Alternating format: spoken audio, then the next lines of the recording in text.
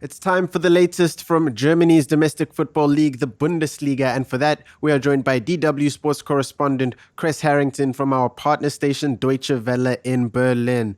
Now, Chris, Bayern lifted late against Sevilla to claim the UEFA Super Cup, but in just a couple of days, they headed into match day 2 against Hoffenheim. And I think it's fair to say that they were a little worn out. Yeah, I think that's safe to say. They were humbled by Hoffenheim. The reality is the one thing that can defeat anyone is fatigue. Okay, Bayern style of play, they press hard. Typically, they crowd you with the ball, force you to make a mistake, and then hurry and, start their offense. Well, when you play 120 minutes, other teams can capitalize on your empty tank of gas, and that's exactly what Hoffenheim did. Lewandowski in the starting lineup.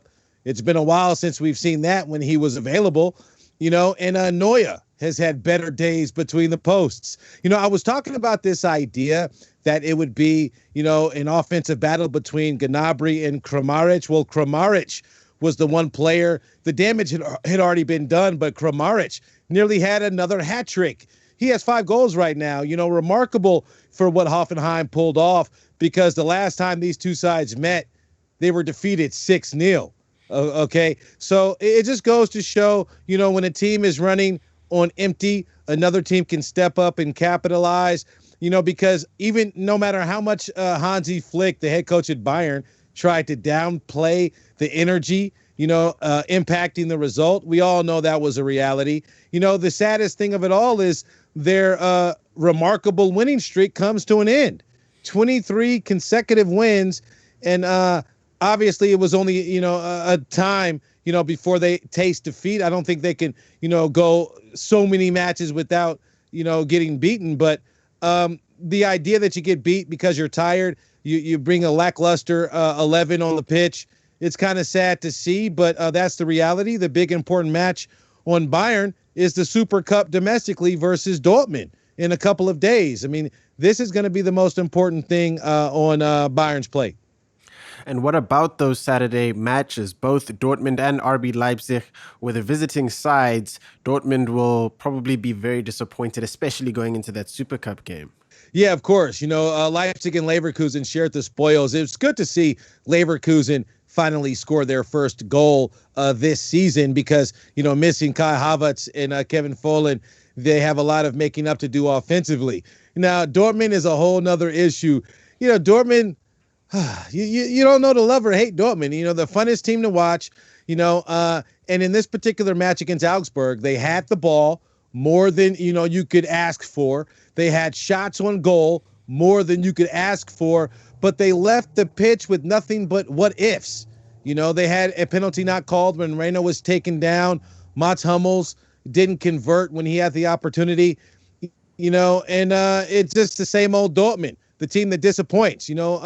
They look good early, but, I think Augsburg, their defender said it best. They figured out a way to beat Dortmund, and that was from set pieces. We've seen that, and I think that speaks volumes, in terms of what Dortmund is lacking. I don't know if Lucien Favre is the right man to lead this team to their full potential. Even Erling Haaland, I mean, they got beat up on the scoreline and beat up on the pitch. Erling Haaland got slapped in the face by a defender, Jeffrey Hauleu. That never looks good. I think Dortmund are going to really have to pick up their pieces. It's a good opportunity, to really show a better face against the defending champions, Bayern Munich. But Bayern, from their side, they're looking forward to recovering their placement on the table versus Dortmund. So it should be a highly contested affair. The only thing sad about it is it won't have the fan presence it's used to having.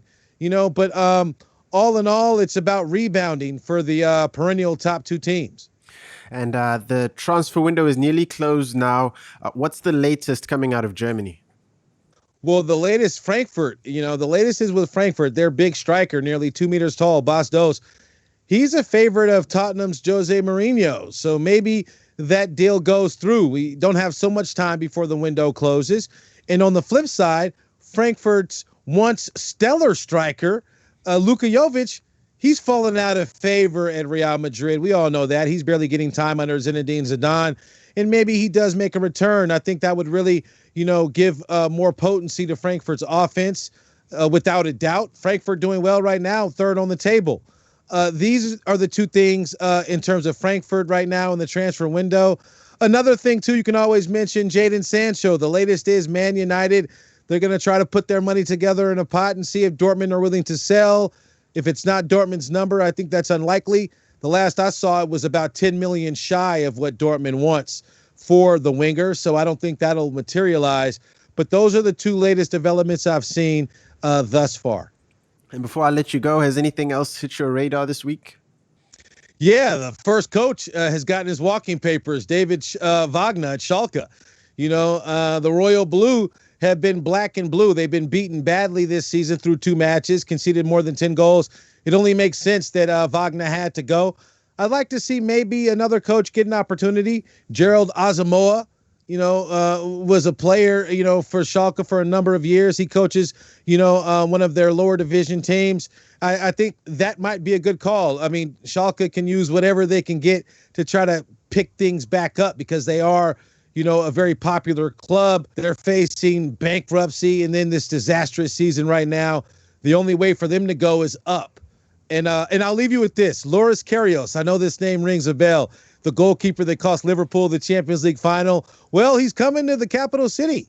He'll be at Union Berlin. He's 27 years old. I interviewed him a while back. He's obviously on a mission to repair his reputation. Some say that's a tall order and it's impossible to do. We'll have to see if, he can actually fight for playing time in the capital city at Union Berlin and see if he can make good and prove a lot of the naysayers wrong. Time will tell. I'm excited to see what happens with him. That is an interesting one. I think from that failure, the good thing is that he'll be on a smaller stage, so to speak. And of course, that stage is in front of no supporters at the moment. So maybe the pressure and the edge is taken off there. That's fascinating, though. But thank you very much for the Bundesliga. Well, let me just jump in real quick. The 5,000. They have 5,000 supporters, so they will have a few supporters at Union Berlin. They got the green light for that. But who knows what kind of chance they'll be spewing it Loris Karius' way. I mean, any mistake obviously will speak volumes and just bring back bad memories of him. But we'll have to wait and see. A small club, I do agree with you, is a good first step for him. Yeah, a couple clean sheets and you'll be feeling a whole lot better. Thank you very much for the Bundesliga update. Chris Harrington from our partner station Deutsche Welle in Berlin, Germany. Have a great day. You as well.